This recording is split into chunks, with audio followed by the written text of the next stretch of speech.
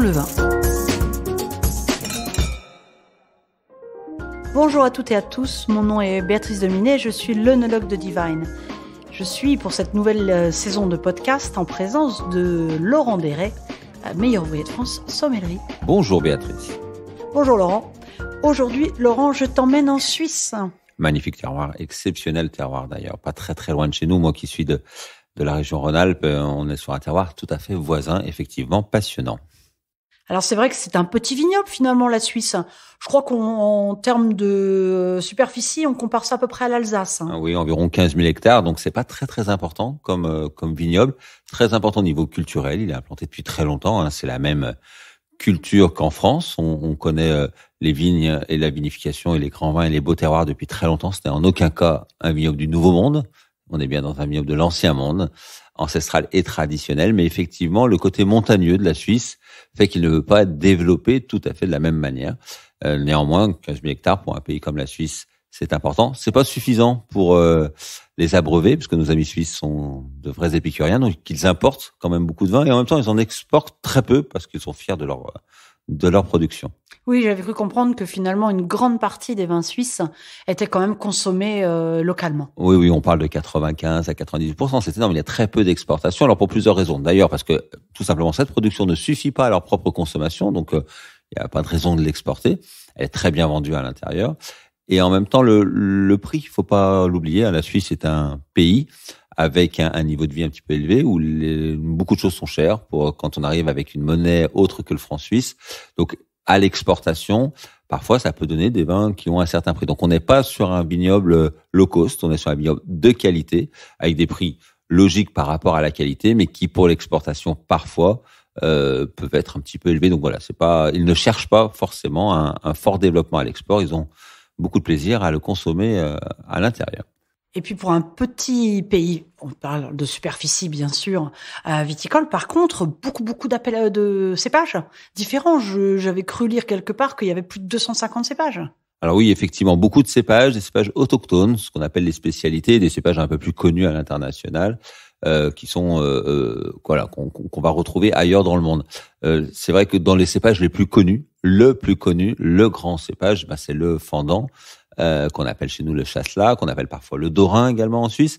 Le fendant suisse, c'est ce cépage blanc, tout à fait apprécié dans les pourtours du lac Léman, dans les régions de Genève, dans les régions du canton de Vaud ou du Valais, qui est la grande partie de la production suisse. Une grande partie de la production suisse est vraiment installée dans le Suisse, cette Suisse francophone, et on va retrouver le fendant suisse beaucoup, extrêmement planté et dominant dans cette partie-là. Donc ça donne les fendants des vins plutôt légers, un petit peu frais, pas une acidité trop mordante, mais néanmoins des vins blancs qui parfois vieillissent très très bien, sur lesquels on a quelques grands crus d'installer, comme à des Alais par exemple, et où on va avoir ou à Fully ou autres, où on va avoir des à Fléchy.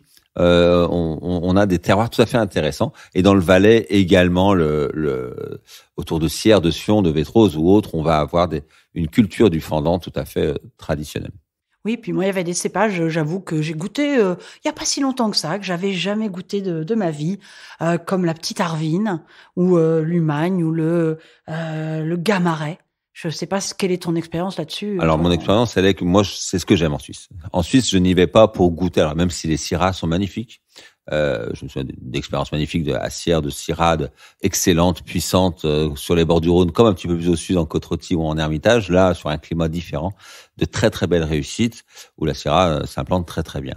C'est intéressant de goûter pour parler déjà de ceux qu'on connaît, des merlots ou des pinots noirs, donc des merlots dans le Tessin, des pinots noirs dans les Grisons par exemple. Mais il est vrai que l'intérêt de la Suisse, tu as bien raison, c'est ces cépages un peu plus autochtones, un peu alpins, un peu rustiques. Pour les rouges, moi je pense à l'Humagne noir, tu en parlais. Je pense au cornalin.